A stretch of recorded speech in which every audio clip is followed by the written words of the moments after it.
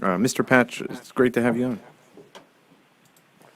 Well, thank you. I appreciate it. It's very gracious of you to invite me on, and God bless you and all of your audience as well. But I know you've investigated and researched this incredibly. I would put you at the cutting edge of researchers on CERN. I really would. Well, thank you. That's very gracious as well. I started this research back in the 1980s, and I'm really just a layperson. I'm not a physicist by training or education. I retired as a paramedic after 27 years in California, and shortly thereafter began really getting into physics.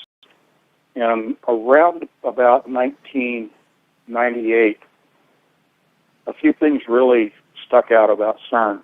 And ever since then, I really drilled down into it to the point where 4 years ago, I decided to finally start writing some books. But I'm just a translator of the arcane physics and try to take some of the priesthood and the mystery of physics that occurs specifically with the Large Hadron Collider at CERN and translate it for everyday people like myself so that we can understand what's going on not only in science but also the occult agenda that's behind it. They've done a very good job of distracting the general populations of the world away from this machine. It is the largest, most expensive, most complex machine, most powerful machine that has ever been constructed by man in recorded history. And CERN stands for the European Organization for Nuclear Research. Now, this began in 1954 and evolved into a process of modeling what nuclear explosions would look like or the yield from a warhead without having to detonate it in the atmosphere or below ground. They were doing computer modeling. It evolved out of that into the point where today we have a machine that straddles the Swiss-French border with what is called the main ring, which is 27 kilometers in difference, about 17 miles, and at its deepest point, it's 74 feet below the Earth. Essentially, what they're doing is accelerating protons, subatomic particles, to near the speed of light in two separate rings in opposing directions, crossing those streams of beams, allowing them to collide and generate energy and throw off fragments, quantum particles, in the search, as they say, for public consumption, for what occurred energy and particle-wise at the point of the Big Bang, when the Big Bang took place, if you adhere to that theory. So in a nutshell, they're smashing rocks together. What you're seeing is a diagram or schematic that's superimposed on a photograph. You don't actually on the surface see what you're seeing in this picture. It lies about 300 to 500 feet below the ground. It is much like a racetrack. You have two beams of particles that are contained within a tube. At CERN, they call them pipes. There are actually two pipes. One is for machinery and access and maintenance.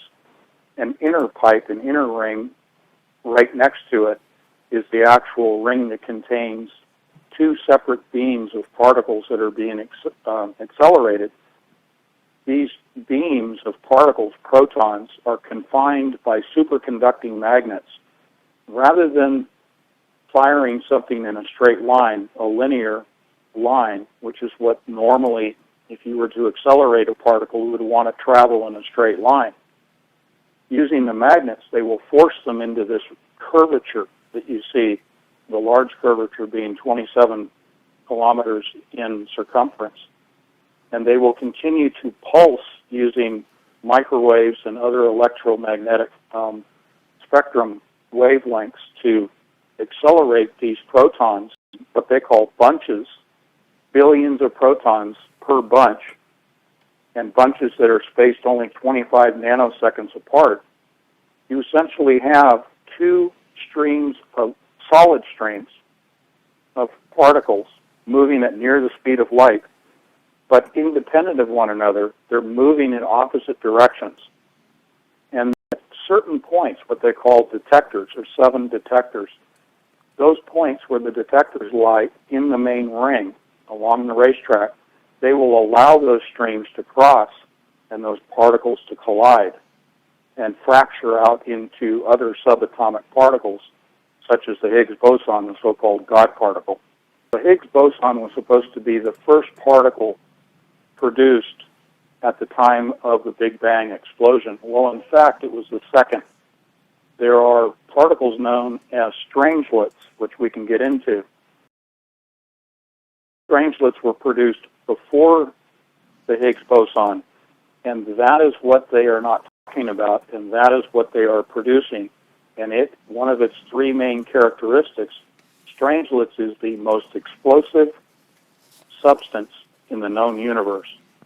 They claim, and these are all theoretical claims because we can't really definitively say whether they're telling us the truth or not, but they have discovered a number of theoretical particles. Much like splitting the atom, they are breaking down protons down into quarks, gluons, muons, a host of very strange-sounding particles that they claim were discovered due to the collisions, and these fragments that are flying off in multiple directions within the detector are recorded. Their pathways or trajectories, their spin, their temperature, a host of things are measured in the detectors, crunched in the computer system, which, by the way, CERN was the germination, the founding, the base for the World Wide Web, and many people have heard that. But they use their massive computing power to analyze these collisions and the resultant particles that are produced by these collisions. So they're fragmenting subatomic particles down to the quantum level so that they can get to what are the first particles produced at the time of the Big Bang. Again, quarks, gluons, which hold quarks together, forming a quark-gluon condensate, a condensation of particles into what are known as strangelets. So that's about all they've really accomplished. Okay. And I'm not privy to everything that's going on there, but I take all my information from scientific journals and I connect the dots. I look at everything that they're doing that I can get my hands on in the public arena. For public consumption, the PR department will say that they are looking for the original particles that I described. They're not so much trying to create the Big Bang in the sense of bringing matter together as a singularity and then triggering a massive explosion. And likewise, they're not trying to create with the energies that are yielded by these collisions. They're not trying to trigger massive explosions inside the machine either. So it's a mixture. It's almost like you have both of those things that are associated with the Big Bang not really being produced there. They will say that they are just looking at particles that existed at the time of the Big Bang, but they're not trying to create one inside the machine. Now, they do have explosions that occur due to the collision of particles due to kinetic energy, but these are lasting only a matter of a few picoseconds, which is less than a nanosecond, and then they wink out of existence. They do generate temperatures that are on the order of 100,000 times higher than found on the surface of the sun. So they are generating temperatures, but they don't last very long, extremely short duration.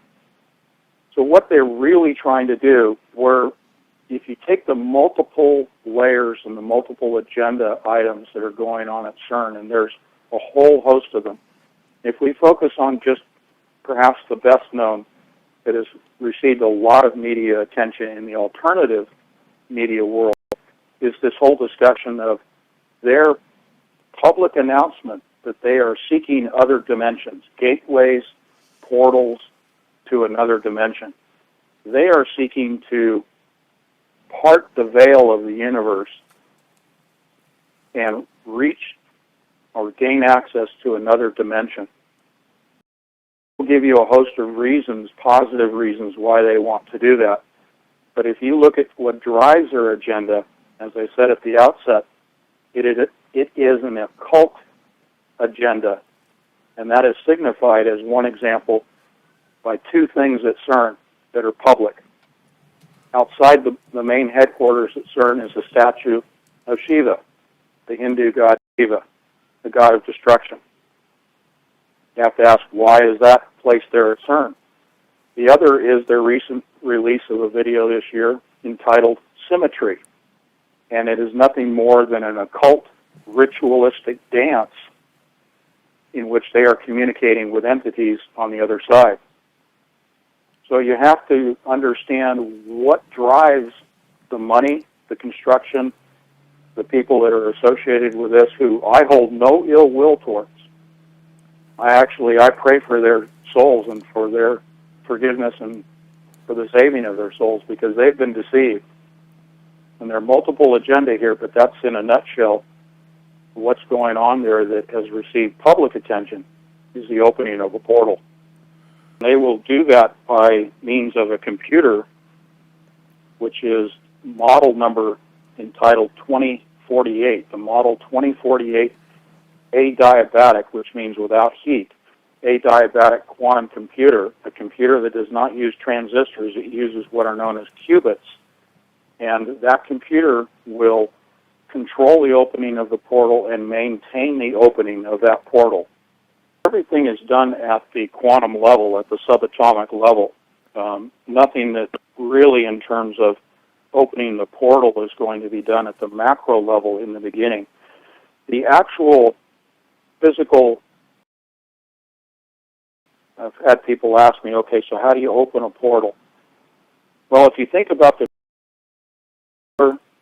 force that binds together particles, and at the quantum level we're talking about quarks and muons and the Higgs boson, they need enough energy to break that nuclear bond between particles, and they want to call it oftentimes the Higgs field, dark energy, and dark matter. They want to, in their theoretical construct, they talk about a grid pattern comprising the Higgs field that is associated with the Higgs boson. In order to take that grid and separate it, move it apart, you have to break the nuclear bond, the attractive force between particles. It takes a tremendous amount of force to do that. We're not talking about splitting atoms like with nuclear fission, like with an atom bomb. We're talking about actually going smaller than splitting an atom and moving these particles apart and allowing a distortion of time and space, which then allows you to breach into a hidden world. And one of the people that everyone knows is Dr. Stephen Hawking. He was concerned years ago about the generation of or creation of black holes at CERN. He since has moved on to say when they break this bond, they're going to create a vacuum, and at the speed of light, we won't even know what's happened. There's the possibility that this vacuum will absolutely envelop the entire universe and change everything. He does not want CERN to be successful, and that comes from Hawking himself. Back in June, I was involved in a 3-hour public presentation, and prior to that presentation, for over a month, I was subjected to electronic harassment. My computers, my phones, my website, everything. And as you know, many of these interviews I had been conducting over Skype and Google Hangout, and these were constantly, virtually every interview was interrupted, was knocked off the air. So, including the 3-hour event, I had noticed these two gentlemen sitting in the back of the room with their suits and ties, and everyone else was sweating bullets in their casual attire, and they were pretty obvious. Anyway, following the event, I went out to the parking lot to my car. They approached me, not threatening, not shaking my hand, however, and they said, "We like what you're saying, but we'd like you to stop." Within 3 days of that encounter, all the electronic harassment ceased. Everything went back to normal. I had pulled my Facebook and YouTube channels down that same evening after this presentation. And that was pretty good proof to me that I made the right, prudent choice at the time to stop what I was doing for several months. I'm here as a witness, not for myself. I'm a witness, and I am a servant of our Lord. And He impressed upon me as recently as last week that I need to get back up on the wall and be the watchman and speak about this again, because time is so short. I look at the calendar that is published by CERN, which is available online. It's also on my website. If you go to the Schedules tab and bring up the two schedules, one is the LHC schedule and the other is the injector schedule. It's clearly evident that between October and December of this year, interestingly, just before the day of Christmas, they're going to shut the machine down. They'll be colliding particles of lead. They've been colliding protons.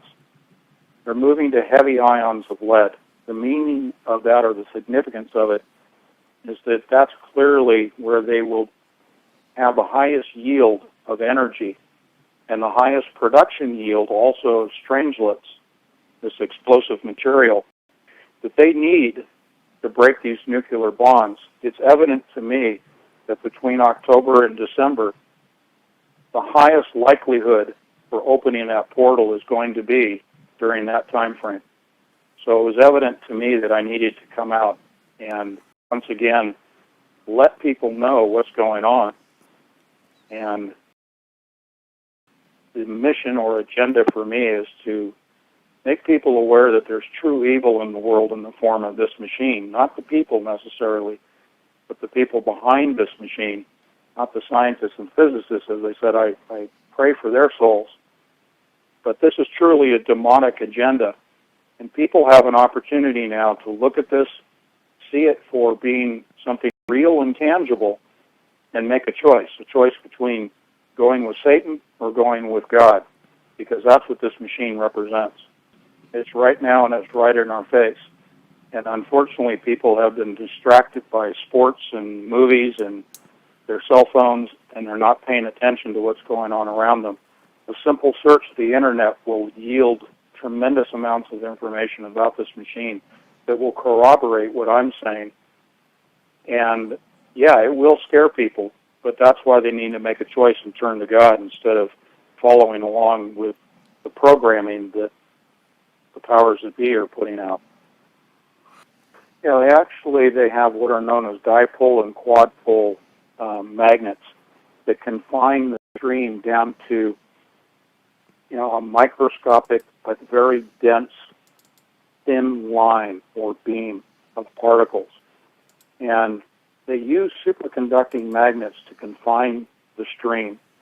And those superconducting magnets are superconducting because they're cryogenically cold. It's colder than outer space within those magnets, within the realm of those magnets that are cooled down by helium with an outer layer of nitrogen and then another layer outside that of insulating material. But through these super cold superconducting magnets, they are running high amperages of current, 400 to 1,000 amps of current at a given time through these magnets. And you're right, these magnets can generate a lot of heat because of that high amperage current.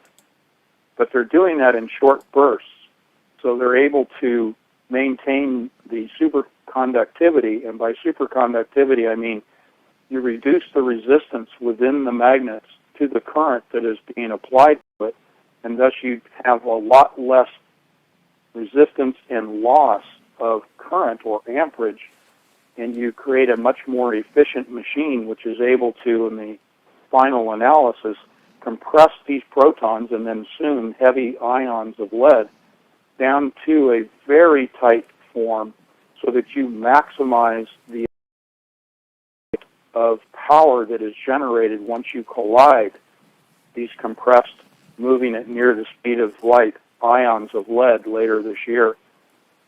Okay. So that, in a nutshell, is what they have going on there. All right. And with these particles, Mr. Patch, and I caught this, I believe, on one of your interviews today, where you talked about that you've been smashing lighter particles, and they're going to start to move to more dense particles. Can you explain a little bit You why said that about is? lead. Yeah, but why? Yeah, that's true. Why? Sure. We're talking about kinetic energy. The two things, in, again, very simplistic explanation, two things are derived from the collisions. One is electrical energy in the form of tera-electron volts. That's trillions of electron volts that are generated by each individual ion. And there are billions upon billions of ions that are accelerated and moving through this main ring. But only a small portion of these will actually cross over and collide within a detector. And therefore, you want to maximize kinetic energy that you bring to this collision so that you have the highest yield of electron volt energy, which is also a measurement of their mass. But I don't want to get too far in the weeds on this. But generating energy, but also the maximum fracturing that will occur of these ions of lead with the purpose of generating strangelets from the fracturing. You have to fracture these. You have to break the bonds of the ions so that you can yield the quark gluon condensate forming strangelets, which is concurrent to generating the electrical energy that they're trying to generate from these explosions. You need the force of the collision to tear open the veil to separate the nuclear bonds. Well, it is multi-layered, and let me start there. Let me perhaps present a few of the layers of where we could go with this. And I'll just kind of shotgun these topics out to you. Sure. We can talk about DNA, hybrids, chimera, transhumanism, immortality, the whole DNA agenda that's associated with CERN. We can talk about the beast system, the computer, the adiabatic quantum computer that not only controls the machine, but will eventually control all of the humans on the planet and the mechanism for that. We can also go to the occult side and ask the questions a little deeper as to where are the origins of these occult beliefs? Who are some of the ancient gods who are responsible for this machine? Where does it have its origins? We can also talk on the level of what are they trying to ultimately do if we talk about Saturn a little later and what its connection is. We can talk about the ultimate goal of this machine, and I won't mention it right now, we'll leave that till later, but also the environmental effects that it's having both on the planet, in the planet, and in outer space around the planet, the effects that the machine is having that are real and tangible and in our face every day and that are beginning to ramp up even more. So there are many layers to this machine beyond just colliding particles. Who's paying the bill? Who's financing this? Definitely is a black budget operation. There are over 100 countries that are involved with this machine, and I believe that it is playing a significant role in the demise of the worldwide economies because it is sucking up so much in the way of research, money, and materials, and the brightest people in the world are associated with not just at CERN, but over 160 laboratories around the world are directly involved with contributions and research to CERN itself as proof of concept locations and then feeding those results to the bigger machine. So the money we always talk about or hear about, follow the money. They have an unlimited budget. There really is no budget associated with this. This is the number one agenda for the entire population of this planet. And therefore, they're achieving their goal of opening an interdimensional rift because of where it's located and what they're seeking to release. And we'll get into that. That is something that they don't care how much money, how many lives, how much material that they use. This is funded by every government on the planet, and they generate their money at will. They spend at will.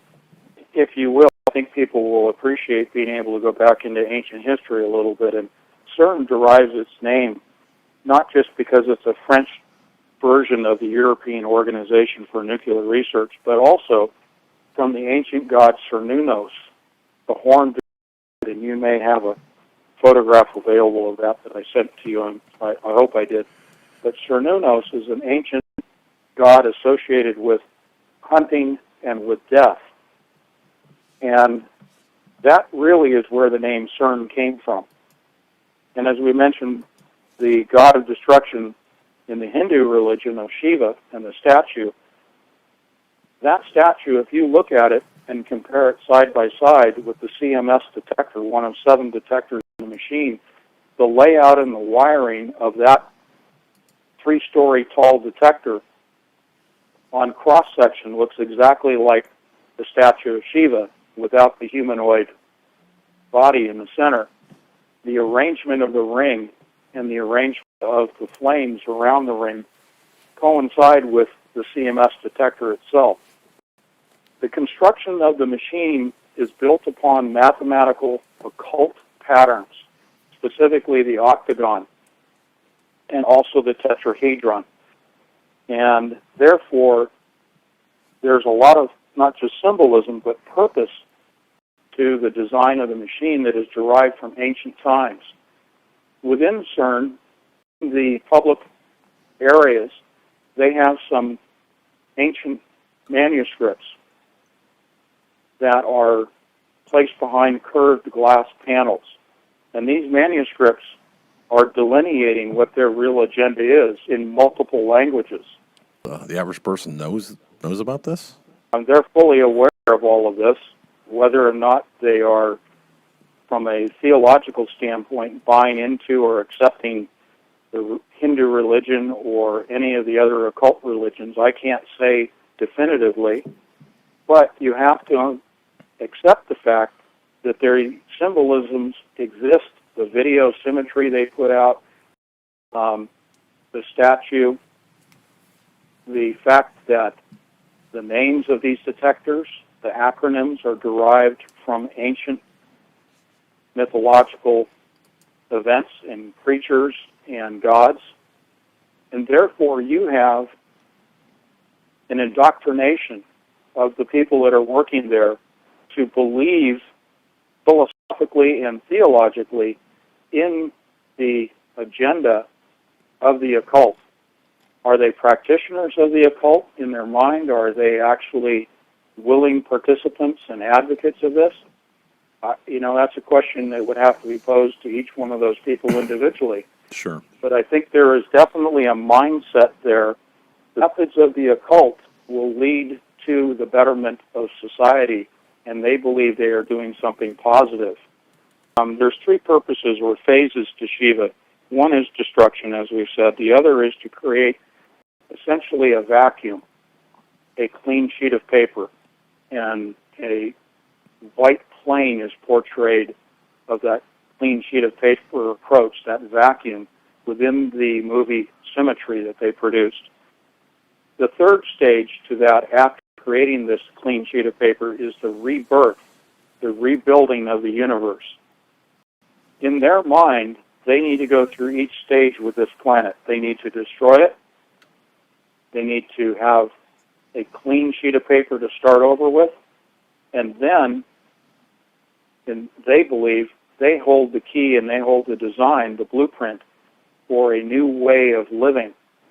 And they want to bring onto this planet a new race of beings, both in the hybrids that we talked about that are 3D printed from DNA that they have custom designed and created themselves, to the atmosphere itself and the Earth itself, terraforming this planet in preparation for a new race of beings that they believe they will be a part of and face not death, but immortality in the process. Yeah, it's kind of hard to read this schedule. It doesn't lay out real well like a normal, human schedule, so to speak. But I'll break it down for you very quickly. Right now, they are in what they call the machine development phase or the injector development phase.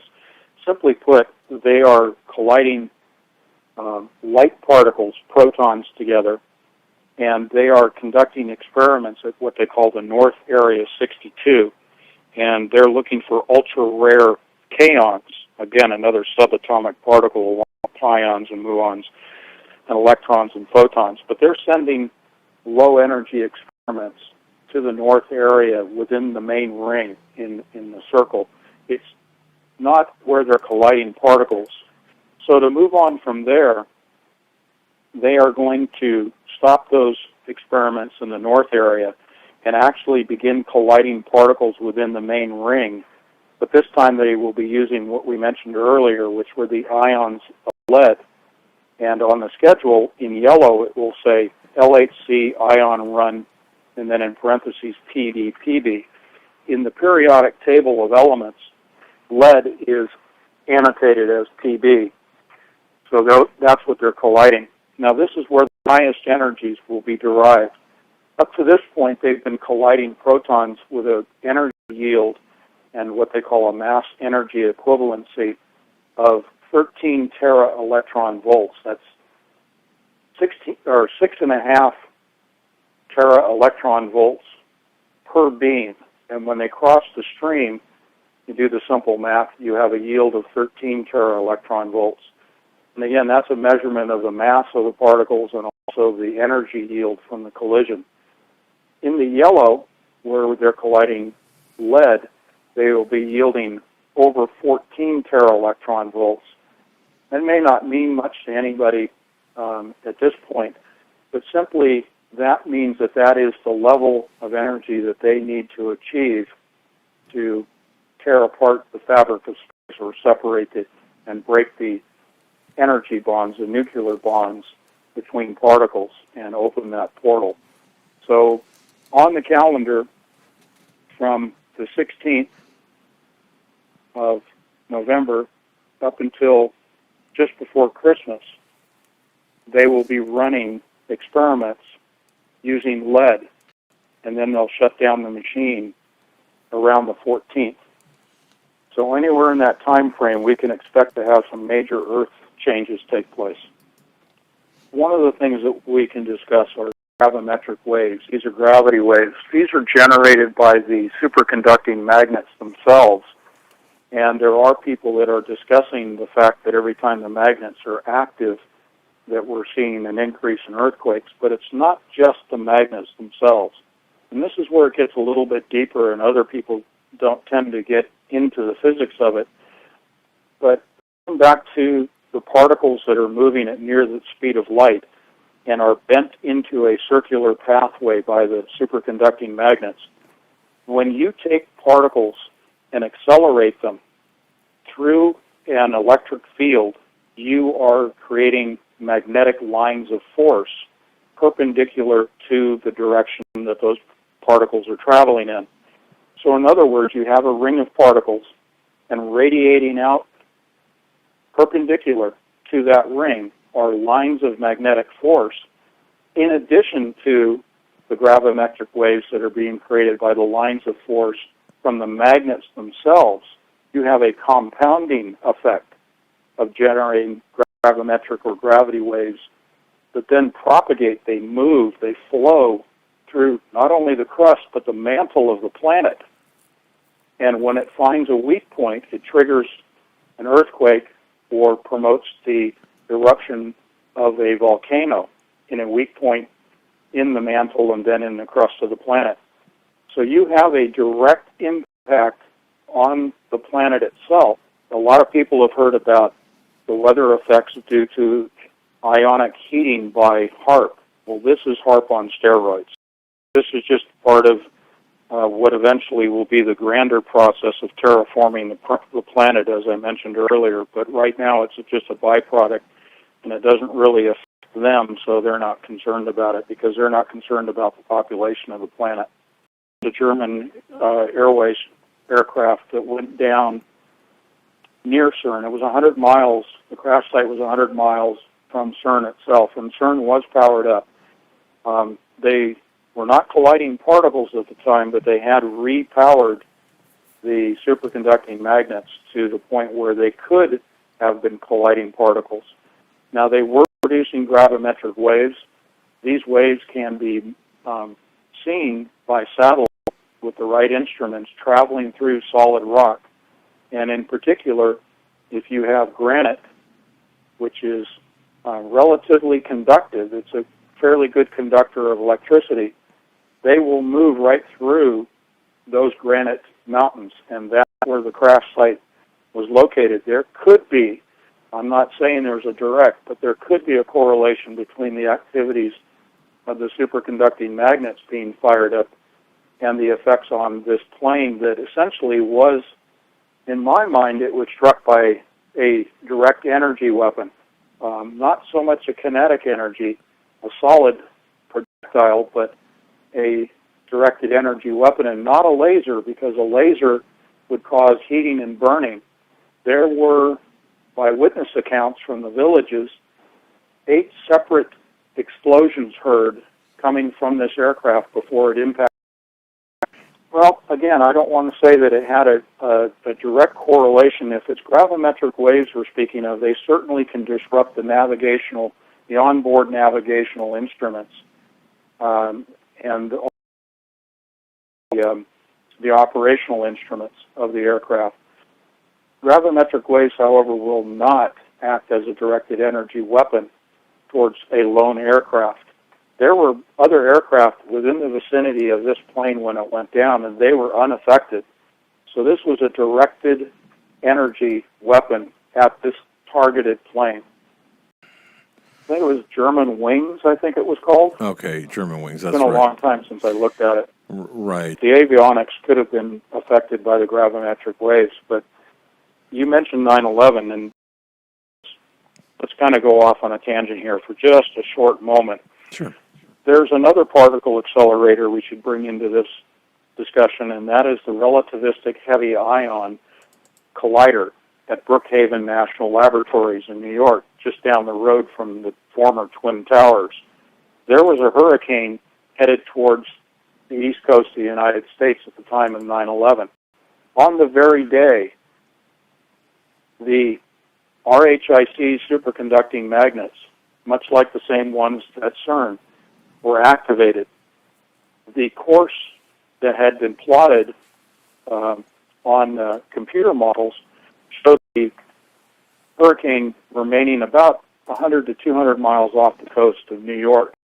When the magnets were activated, there was a sharp deviation in the course of the hurricane in which it created a loop, much like a thumb, if you were, a deviation creating a loop pathway for this hurricane where it was bearing down on the Twin Towers, and then when the machine was shut off, it returned back to its normal northward coast, east coast trajectory, staying off the coast. And it is, I'm going to say, speculation. I don't have proof. But it does appear that in addition to all of the other theories of 9/11, the pulverization of the concrete at the base of the towers was initiated by a directed energy weapon coming from the RHIC.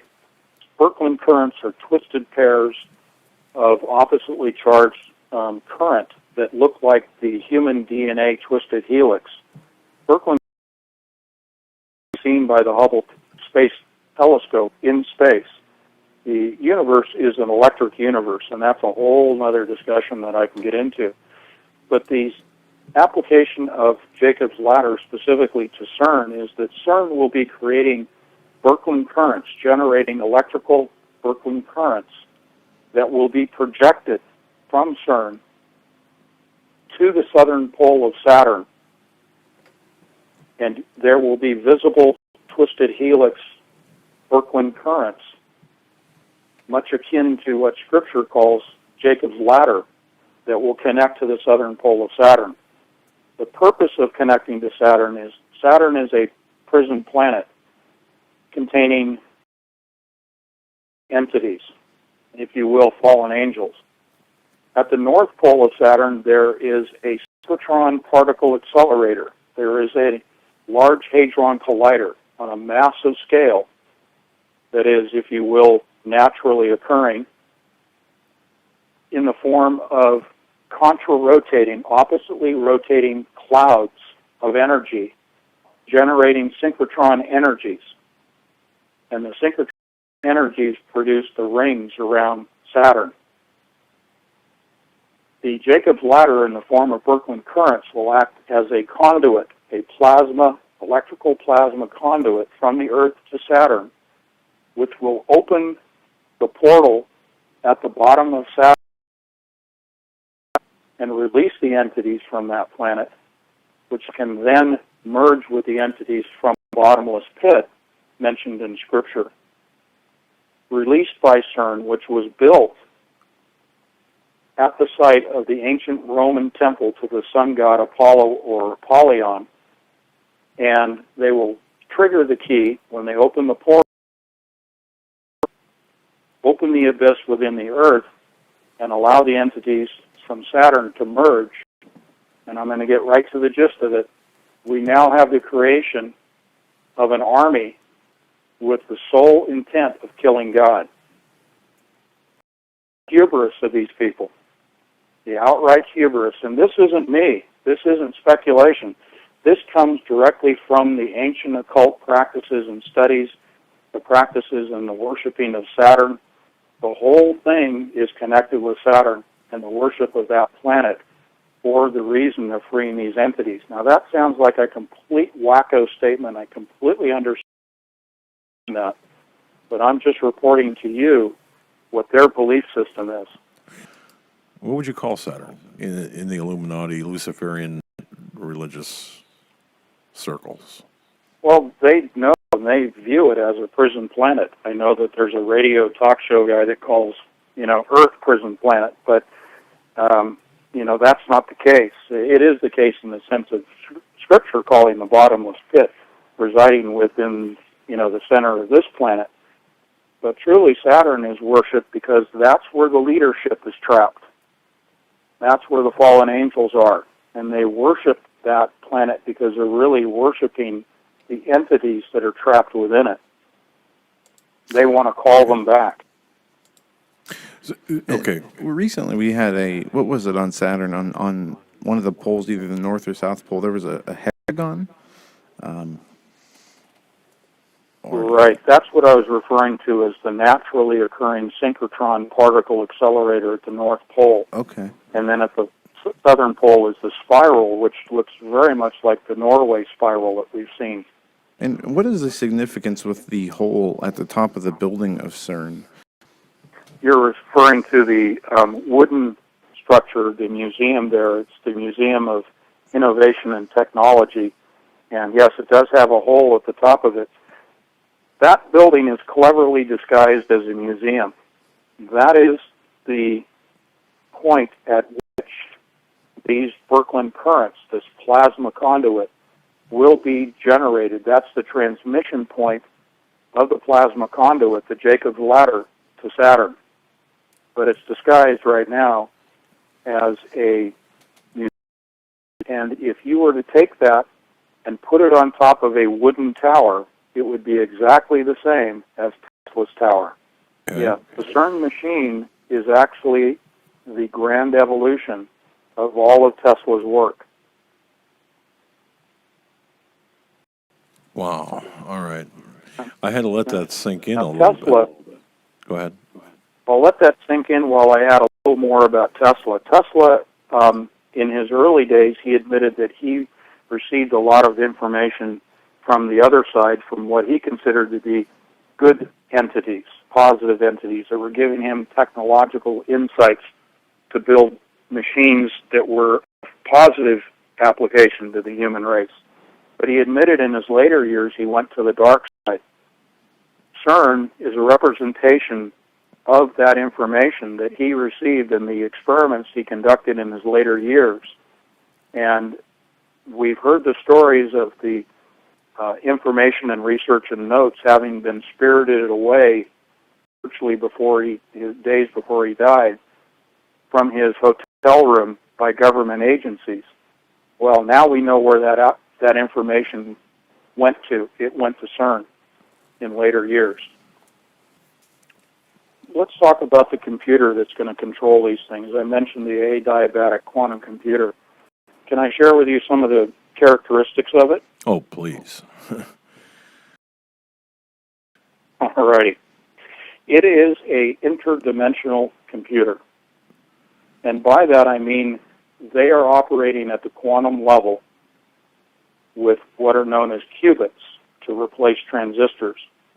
Qubits are operating in a quantum effect that is called supersymmetry, which means that you can have zeros at the same time being ones in your binary system, and ones also at the same time behaving as zeros.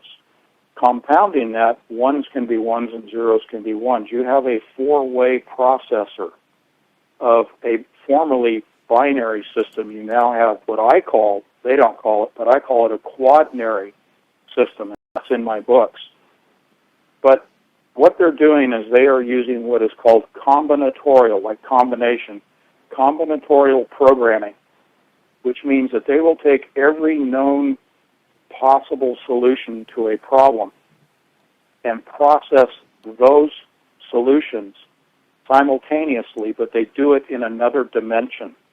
They do it through quantum entanglement, meaning they are communicating with the other side, another dimension, through quantum entanglement, putting that equation or problem into that other dimension, and then retrieving the solution with a 99.9% probability of it being correct.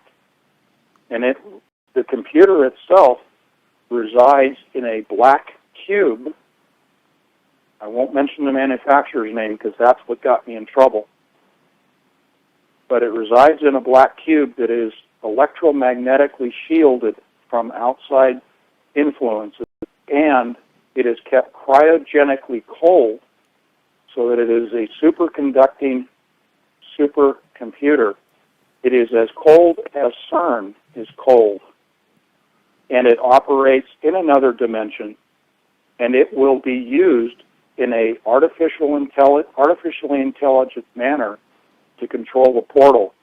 When this machine came out in February of this year, the manufacturers put out a press release saying that the Model 2048 would have the equivalent processing power of 7 billion human brains. What they did not mention, but they were promoting back in 2010, they promoted in 2010 that by early 2015 they would have an artificially intelligent computer. That they left out in the press release in February of this year. Look up adiabatic quantum computer. And when you do that, you'll find the company name. Okay. Clear on this. Like, Diabetic? it's just like the word diabetes. Put an A to it, and then D-I-A, diabatic. Quantum computers? Okay. Mm-hmm. All right. AQC. A-D-I-A, B as in boy, A-T-I-C, adiabatic quantum computer. And this will be the B system. This will control not only the portal, but it'll control every remaining human being on the planet. And they do that through DNA, and we can go into that discussion later if you want. You have to have a control system. And one of the things this computer does is it does predictive modeling of human behavior. It's like the butterfly effect. It will take what is occurring in a given area on the planet, take in all of the variables that are happening in a given location, process all of those variables, and produce a model that will say what the effect on the other side of the planet or the other city, the other state, or what the population in a given country will do based upon a certain set of variables and an input in a given specific location. The original purpose for developing this computer, the funding was originally derived for the purpose of manipulating and taking advantage of the stock markets and the commodity trades. And the reason for doing that was to derive monies to fund the black ops budget. They interrupt trades, they interrupt stock and commodity trades, and within a nanosecond place a advantage position trade of their own and derive the profits from that trade, and it is never seen and never detected. That was the original reason for building that machine. And that was the baby. Now you take it to the 2048 model, which means it has 2048 qubits. It now has the ability to be artificially intelligent. I'm not saying it's sentient, but it is artificially intelligent. And it has the ability to predict human behavior and therefore control human behavior, and the direct connection of that is through human DNA. The DNA that we have in our bodies already has been modified due to the aerosolized spraying and other effects that we've taken in from the environment. And our DNA will at a certain point be triggered remotely, and we will be under the control of the beast system. Well, it's an interesting theory of mine that because of the Holy Spirit, we have the shielding of the Holy Spirit, and our DNA directly is shielded by the Holy Spirit. Unless we make the conscious decision to accept the mark of the beast, we are otherwise protected so that we will not be part of the beast system. We will be shielded, if you will, from those changes or those effects upon our DNA, and our DNA that they have corrupted will remain, if you will, unchanged or unaffected because of the effects of the Holy Spirit that protect us. You can look at DARPA programs that already have put forth RFPs in the past outlining exactly what I just said, that through microwave transmissions, you can affect not only someone's mind, you can affect their DNA. And if the DNA has residing within the helix, the double helix, and in some cases a triple helix of DNA, then you have the ability to stimulate those nanoparticles to then begin to replicate. And that replication is what will affect and change the electrochemical processes within our brain, change the synapses, change the connections and the synapses, so that you now have an electromagnetic connection that not only changes the DNA by triggering these nanoparticles in the DNA to reproduce, but you have the ability to control someone's mind. And this all comes straight out of DARPA. When I'm reading all this stuff myself, it's difficult for me to believe what I'm reading. But when I put it all together and I'm looking at it in black and white, and I'm looking at the sources of this information, and I look at what they want to do to us, it is frightening, and it is somewhat overwhelming to comprehend it.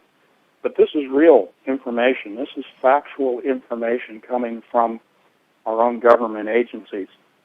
And the question comes up oftentimes in my interviews, akin to what you were starting to say about Scripture and the mark of the beast. The question is, will we be here? As those that have the Holy Spirit, are we going to be here when the mark of the beast system is presented to people and they have to make the choice?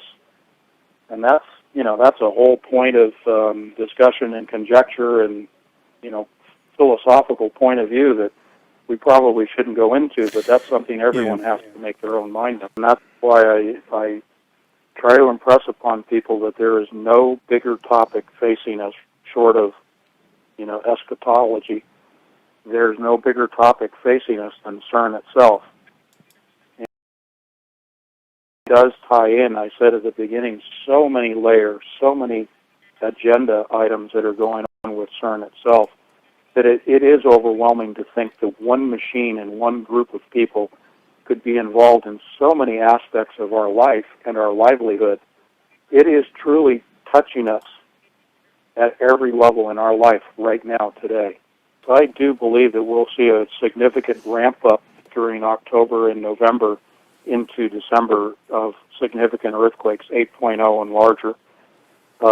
The energy peak level that was achieved by CERN was achieved 4 hours after the chilly 8.3 earthquake. I looked at the numbers, I looked at the data from CERN, and it's about a 4-hour separation. However, just the fact that it didn't coincide exactly with the peak collision energy output at CERN is irrelevant. What is relevant is the fact that the machine was operational, that the magnets were full power, and that they were generating significant gravimetric waves propagating through the planet. So BP's a little bit off on his timing, but that's insignificant. That's not relevant. The fact that the machine was at full power is. Now compound that with the more powerful, more significant collisions of lead between the 16th and then the 13th of December, 16th of October. We've never seen these energy levels, number one. Number two, we've never seen the magnetic lines of force, the gravimetric waves that will be produced. We've never seen that on this planet in recorded history. You put those two factors together and it equals massive earthquakes and certainly volcanoes. The hidden science, there's two forms of science going on. What CERN will talk about to the public is science based on a model of the universe, which is a gravity-based model of the universe. That's Einstein's camp, if you will. In the Tesla camp, you have the electric universe model, which in my mind is absolutely the correct explanation for what we see occurring above and below. In other words, on the macro scale in the universe, and then below here on the Earth and even down to the... Electricity is everything. And that's what they hide from the public at CERN. They do not acknowledge the electric model of the universe as being the correct model. They will never tell you that in public. The work of the Thunderbolts Project, these guys are extraordinary.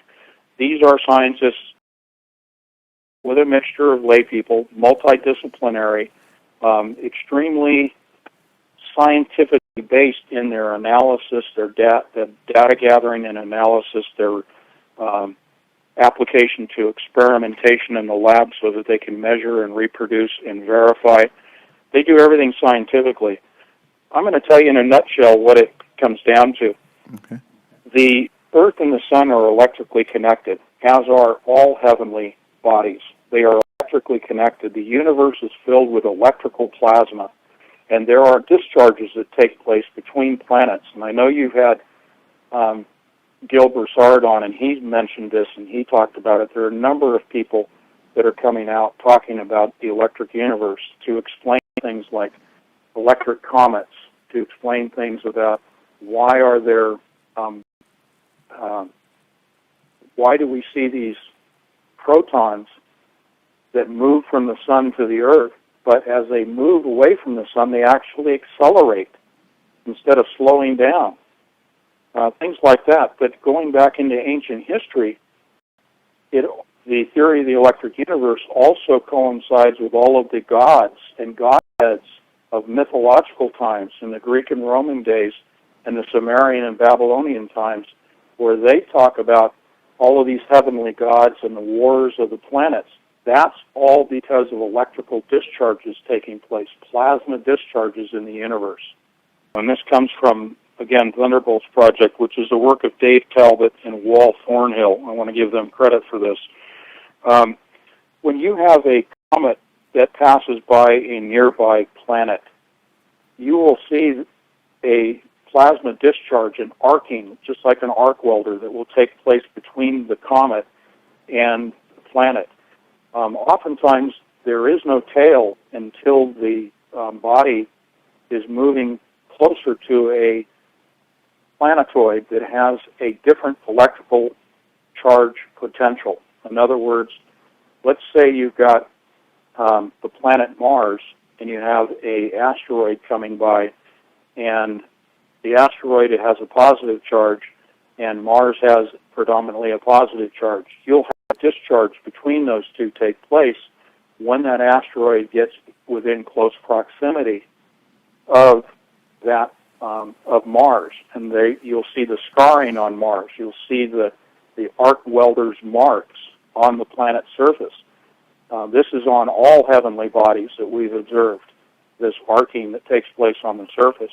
The actual tail itself is also representative of the discharging of plasma. You are seeing an object that's moving through almost like a molasses, if you will, that is electrically charged. And as it moves through, it leaves behind itself a tail that is discharging plasma of a different charge potential. And that's a very brief, simple explanation of it. If people go to the Thunderbolts project, they'll see, and again, I'm going to be very brief because we're limited on time, the planets used to be in alignment with Earth. You had Venus, you had Saturn, you had Mars, all in alignment with the Sun and the Earth on either end.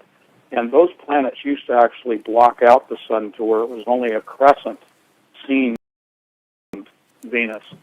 Their goal, they know that they can't realign the planets to where they were in what was called the Golden Age, when the planets were in close proximity to the Earth, and there was an electrical discharge basically permanently taking place between the planets and Earth itself. They're trying to recreate that plasma discharge between the planets when they were in alignment. They're trying to do that today using CERN. Anthony, you and I both have studied quite a bit about the order of things and how they relate to biblical prophecy and our times, actually.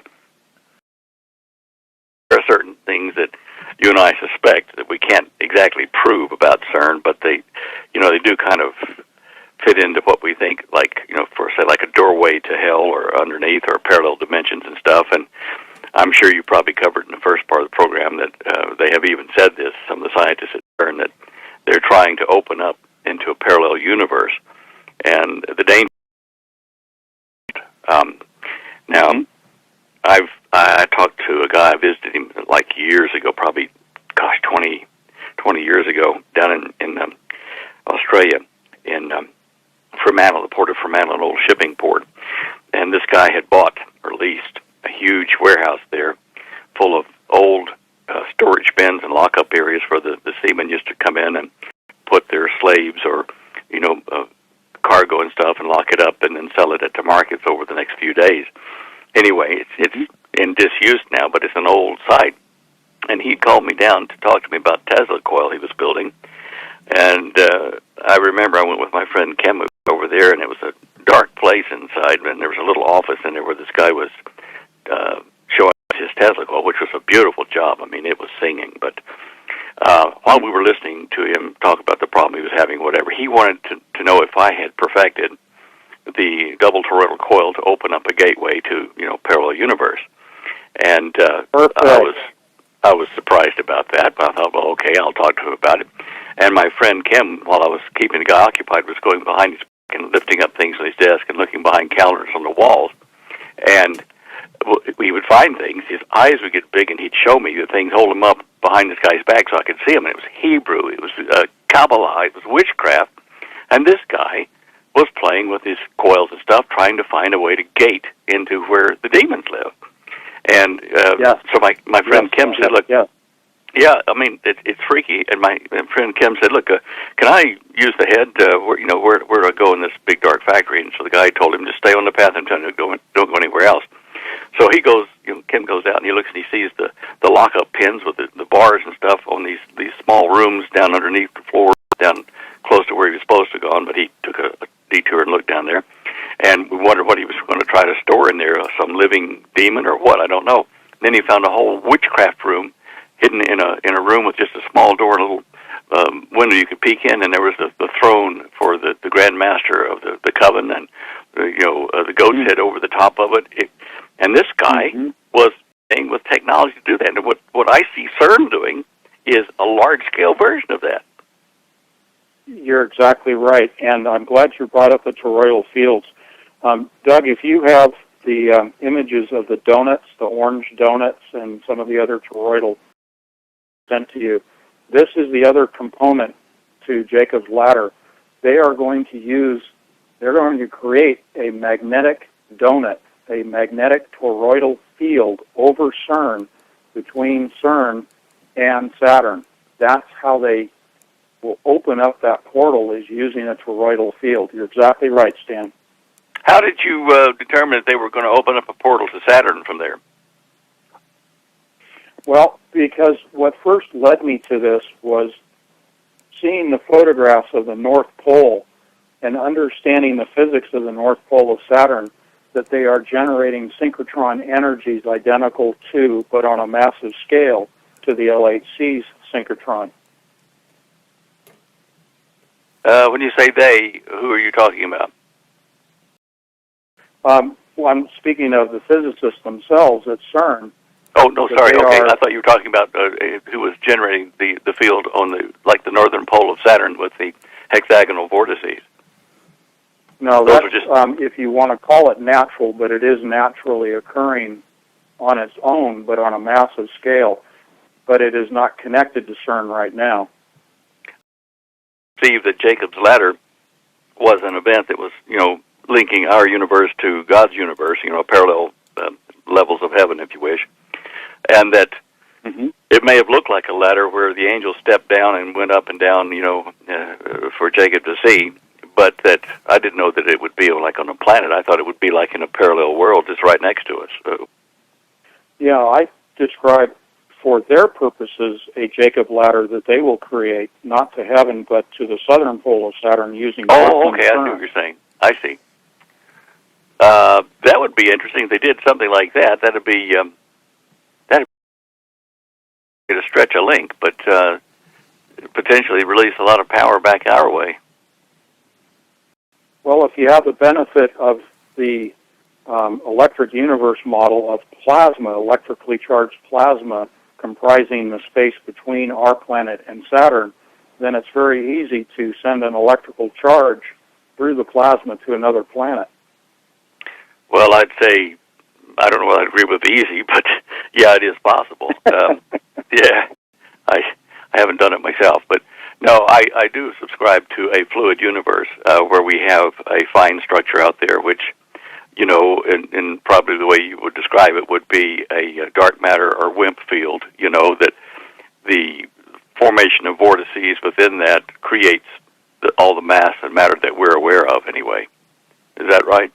Yeah, I do slightly diverge away from WIMPs and the dark matter, dark energy, because that's more of a gravitational model of the universe, and I believe that we can move away from discussions of dark matter and dark energy and focus on plasma. Oh, yeah. Plasma can be shaped, vibrated, manipulated in all kinds of ways to form what a...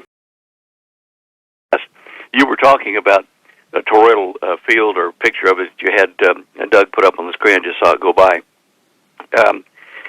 In the way that in a paper I'm writing now on gravitation, I've been writing it for 3 years, that gravitation really is not a force in itself. It is the sum of convergent waves coming down toward the center of a spinning object and reflected divergent waves, and the sum of those two, the net on mass of different density, creates the illusion of gravity. Would you agree with that?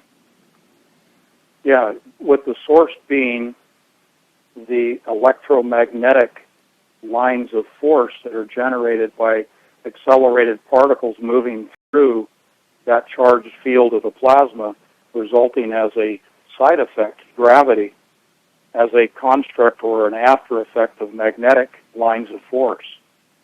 Well, let me talk to you about a very simple version of this alleged gravity, this what everybody thinks is a one-directional force. Years ago, probably 40 years ago, in the Cosmic Conspiracy book, I wrote about this with a simple example, like Einstein used to use examples. Suppose in your garage you had a little miniature railway track that went from one end of the garage to the other, and assume it's not a cluttered garage. And at one end of the railway track, you have the flat wall, and the track runs right up to the wall. Now, on this end of the track, you have a little rail car that has mounted on it upright a board with a bunch of holes drilled in it. Sorry, take it back.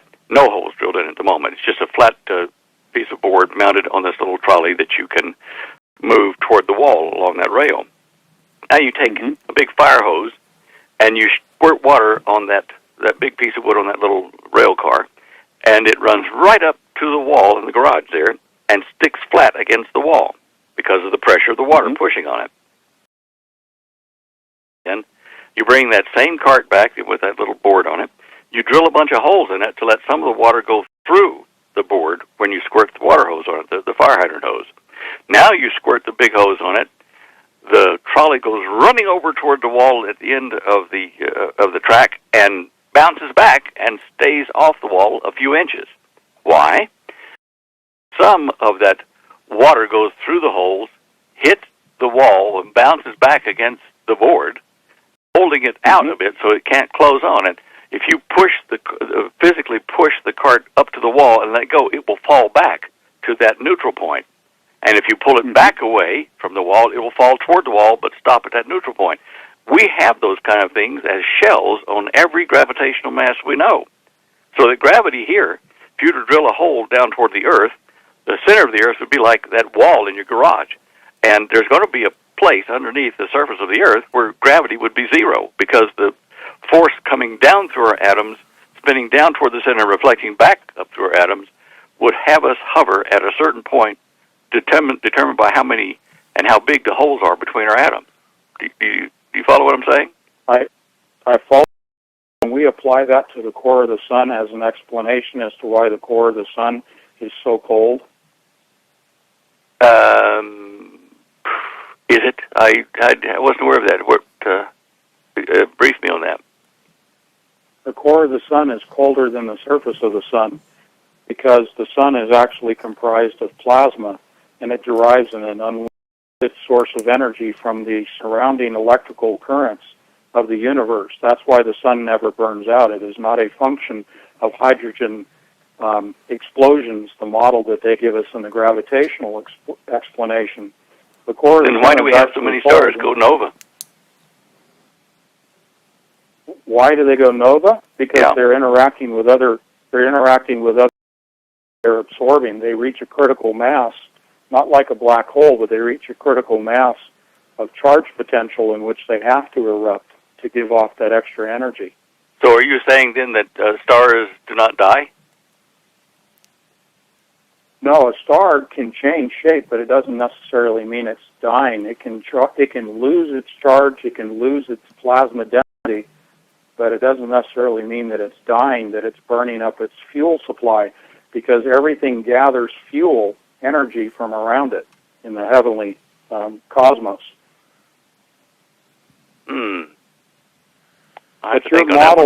But your model of the Earth, in saying that there's no gravity at the center of the Earth, would also explain why the sun itself would have no gravity in its core and would result in it being cold. Well, actually, gravity would reverse at some radius from the surface of the sun down inside, as it does on planets as well.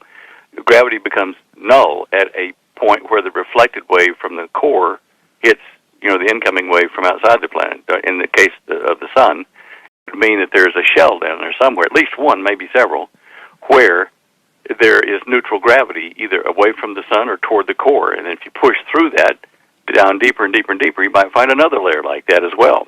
There can be layers to this effect that they call gravity. Now, why? I guess I look at the universe as something God spun up into this fluid of space, whether it be WIMPs or whatever it makes it. It's a fluid so fine that atoms look like suns to it. They're so big in relative size to the particles that make up the sea of the universe. But that these spins are in entropy. They are losing energy over a period of time, just like galaxies are fanning out and breaking apart, becoming globular clusters, or just fields of star systems that are hanging around out there. And to me, this entropy is the best way to describe this universe. That it is aging and dying, and God will replace it with a new heaven and a new earth, as it says in the Revelation of John. Which will last forever. Now, it'll be a different kind of thing, which won't have entropy per se. It will have a steady state so it never wears out. But ours is corruptible. Our bodies, our universe, everything here is corruptible. It's running down. Mm-hmm. Yeah, well, I'm in alignment with that. I agree with you on that wholeheartedly. When you said WIMPs, I got to tell you this. When you said WIMPs, I thought you were kidding around. I thought, but that's an acronym for... Look, if you go to the Show Images page, down on the second row on the right-hand side, there's a colorful little stack of cubes and things there, and you click on that article, and it will tell you about WIMPs. And that's just kind of really the latest development in the physicist's way to describe the universe and what happens, what makes it work from a secular point of view. And it really doesn't do justice to the relative size between, quarks and leptons and WIMPs and stuff like that. But let's say that what they're calling a WIMP is a type of particle that is so small that you could put gazillions together before you make an atom. And the atoms and stuff that we're aware of and can track and play with really are spinning objects that are spinning so fast that, like, they might, in real terms, they might spin like a core of an atom, a neutron, something like that would spin at like 50,000 million times a second, and it's spinning so fast that its energy is reflected out into this sea of subparticles called the WIMPs and reflects back. You just like, if you put a stirring rod on a drill and into a can of paint, and you spin up the rod so it's spinning the paint real fast, the paint will spin away from the rod, hit the sides of the paint and curl back in, and if you're lucky, it'll form little circular waves, like a stone thrown in a pond around the spinning rod of the paint stirrer. But basically, an atom is something like that, except it's in 3 dimensions, and it forms a series of spinning shells around shells around shells. And it's not like the old view, the Rutherford view of an atom, a century ago, which you had a little, like a bun there with raisins stuck in it. That was the nucleus of the atom, and the electrons float around that. It's much more than that, and it's purely spinning patterns in a sea made up of these super small particles called WIMPs in the current vernacular anyway. Stan, thanks for staying on with Anthony Patch for the time you did. We are at the end of the show tonight.